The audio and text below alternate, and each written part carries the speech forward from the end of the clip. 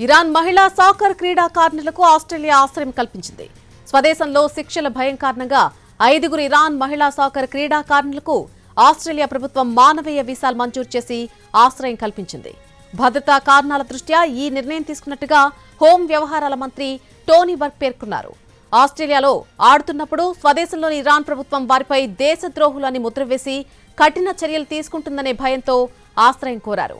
Australia federal పోలీసులు ఈ క్రీడాకారులను సురక్షిత ప్రాంతానికి తరలించి వారికి ఆశ్రయం కల్పించారు. అమెరికా అధ్యక్షుడు ట్రంప్ ఈ క్రీడాకారులకు ఆశ్రయం ఇవ్వాలని ఆస్ట్రేలియాను కోరారు.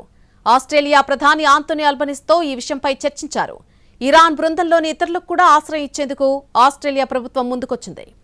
ఆస్ట్రేలియాలో జరుగుతున్న మహిళల ఆసియా కప్ పోటీల కోసం వెళ్లారు ఈ క్రీడాకారులు. ఇరాన్పై దాడులు జరిగిన తర్వాత మైదానంలో ఆ జట్టు క్రీడాకారులు తమ జాతీయ గీతాన్ని పాడడానికి నిరాకరించారు. ప్రభుత్వంపై నిరసనగా వారు ఈ నిర్ణయం తీసుకున్నట్టు అంతర్జాతీయ మీడియాలో వార్తలొచ్చాయి. జాతీయ గీతాన్ని గౌరవించని క్రీడాకారులను ఇరాన్ అధికారిక మీడియా దేశద్రోహులుగా అభివర్ణించింది. వారు తిరిగి దేశంలో అడుగుపెడితే కఠినమైన శిక్షలు తప్పవని అక్కడి వర్గాల నుంచి సంకేతాలు వెలువడ్డాయి. విషయం తెలుసుకున్న అమెరికా అధ్యక్షుడు ట్రంప్ తన ట్రూత్ సోషల్ వేదికగా ఈ అంశంపై స్పందిస్తూ ఘాటైన వ్యాఖ్యలు చేశారు. క్రీడాకారులను బలవంతంగా ఇరాన్కు పంపడం ఒక పెద్ద మానవతా తప్పిదమవుతుందని హెచ్చరించారు.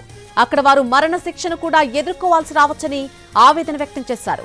ఒకవేళ ఆస్ట్రేలియా ప్రభుత్వం ఆ మహిళా క్రీడాకారులకు ఆశ్రయం ఇవ్వడానికి వెనుకాడితే అమెరికా వారికి రక్షణ కల్పించడానికి సిద్ధంగా ఉందని ట్రంప్ ప్రకటించారు.